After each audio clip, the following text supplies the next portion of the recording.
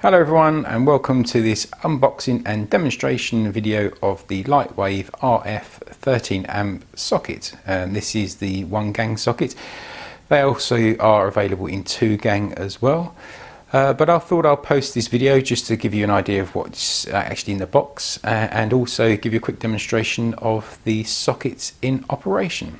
So let's get into the unboxing. So what do we have inside? So first of all is obviously the actual instructions, which are underneath.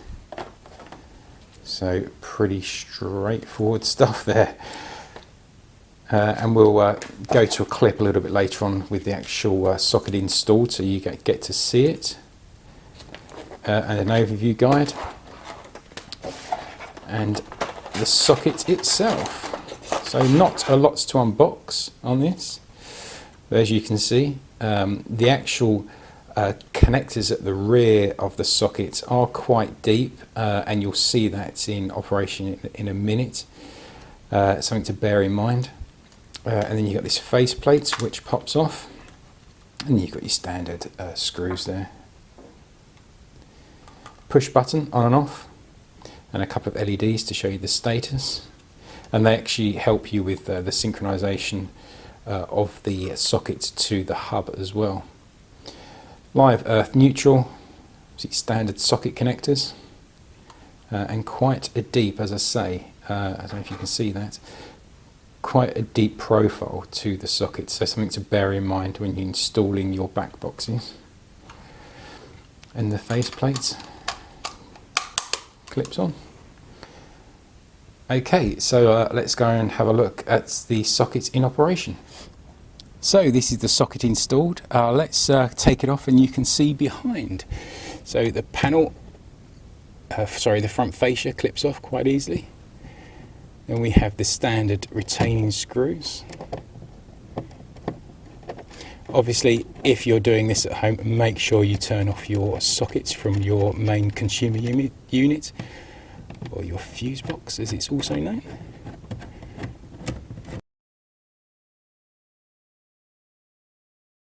Let's have a look behind. Now this socket has actually only got one feed to it. You know, if you're on a spur or taking off from another socket, then you know the cable behind, depending on how much with the void you've got behind the socket, can get pretty tight around here.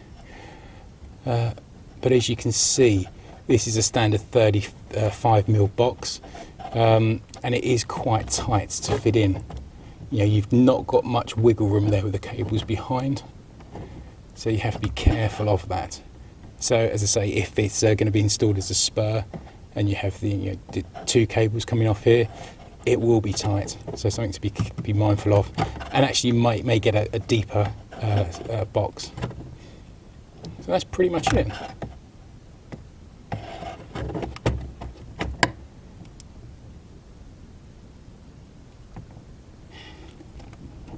Obviously installation back again, it's like a standard socket, no difference there whatsoever.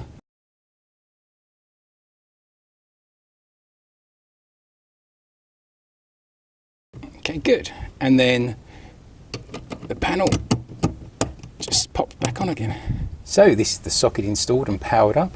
As you can see, a red LED or slightly amber LED to display when the power is off. Simple push button to power on the socket, and the LED turns to blue. And then again, simple push button to switch it back off again.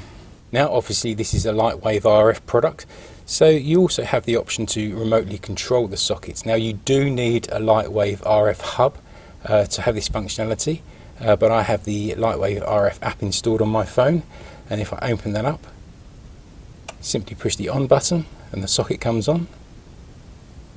And then likewise pushing the off button on the app turns the socket off as well. So that wraps up this video. Just a real quick overview of the Lightwave RF socket. They are available in 2 gang as well, and I will leave a link in the description below, which is to probably the cheapest place that I can find these sockets on the internet. Hope you enjoyed the video. Please subscribe. It helps us out very much if you do. Give us a like, that would be very much appreciated. Thanks for watching, and see you again soon.